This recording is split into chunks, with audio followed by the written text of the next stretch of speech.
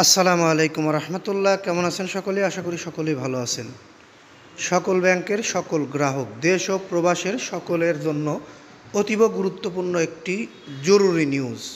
ব্যাংকে টাকা রাখার আগে যেসব বিষয়ে যাচাই বাছাই জরুরি, অর্থাৎ আপনার কষ্টার্জিত টাকা একটি ব্যাংকে আমানত হিসেবে রাখবেন অথবা এফডিআর ডিপিএসের মাধ্যমে রাখবেন, সেটির আগে অবশ্যই আপনাকে যাচাই বাছাই করতে হবে ওই ব্যাংকে টাকা রাখা যাবে কি না।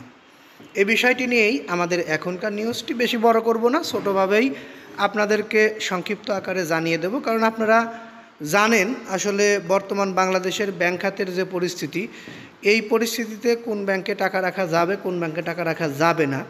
আসলে আমি ব্যাংকের নাম ধরে বলতে পারবো না, তবে ব্যাংকের নাম ধরে একটি বিষয় বলতে পারবো, কোন ব্যাংক দ্রুত টাকা রাখলে দ্বিগুণ করে দিচ্ছে।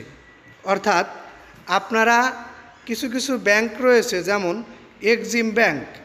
আপনি যদি 1 লক্ষ টাকা 5 বছরের জন্য রাখেন, এই 5 বছরে যদি টাকাটি না তোলেন, 5 বছর 4 মাসে আপনার 1 লক্ষ টাকা 2 লক্ষ টাকা হয়ে যাবে। সেম 1 কোটি টাকা 2 কোটি টাকা হয়ে যাবে।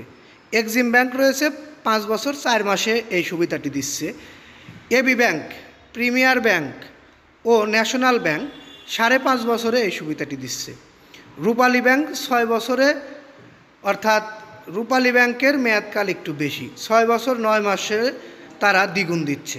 জনতা ব্যাংক 6.5 বছরে, ইউসিবি ব্যাংক 6 বছর 9 মাসে, এনসিসি ব্যাংক 6 বছর 11 মাসে, মিউচুয়াল ট্রাস্ট ও ট্রাস্ট ব্যাংক 7 বছর 3 মাসে, সিটি ব্যাংক দিচ্ছে 9 মাসে এফডিআরে ডাবল টাকা। অর্থাৎ আপনি যদি এককালীন, যেটাকে আমরা বাংলা ভাষায় বলি এককালীন টাকা রাখা, এককালীন 1 লক্ষ বা 10 লক্ষ টাকা রাখেন, এই মেয়াদ পূর্ণ হলে আপনাকে ডাবল টাকা ফেরত দিবে ব্যাংক কর্তৃপক্ষ। কোন ব্যাংক কত দিবে সেটা আমি আপনাদেরকে অলরেডি জানিয়ে দিলাম। এখন টাকা রাখার ক্ষেত্রে আপনাদের যেটা ভালোভাবে দেখতে হবে, ব্যাংকের বর্তমান পরিস্থিতি এবং ব্যাংক কেমন চলছে, ব্যাংকে কি পরিমাণ খেলাপি ঋণ আছে, ব্যাংকে আমানতের পরিমাণ কেমন রয়েছে। বিশেষ করে একটি বিষয় মাথায় রাখা গ্রাহকদের অতীব জরুরি, অল্প দিনে ডাবল টাকা দেওয়া ব্যাংক এরা একটু দুর্বল হয়ে থাকে। এরা একটু দুর্বল বিধায়ী আমানত সংগ্রহের ক্ষেত্রে তারা একটু লস হলেও ডাবল টাকা দিয়ে আমানতকারীদের থেকে আমানত সংগ্রহ করার চেষ্টা করছে।